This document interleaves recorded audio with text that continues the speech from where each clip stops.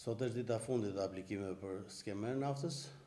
Fermerët kanë qenë të interesuar dhe kanë bërë aplikim po thoshin gjithë periudhën, nuk ka pat ngarkesa, ka qenë proces normal dhe deri tani neve jemi në rrugë të mbarë dhe për sa i përket dhe numrit e aplikimeve. Numri i aplikimeve deri tani ka arritur rreth 20.400 diçka dhe vazhdon procesi normalisht deri tani.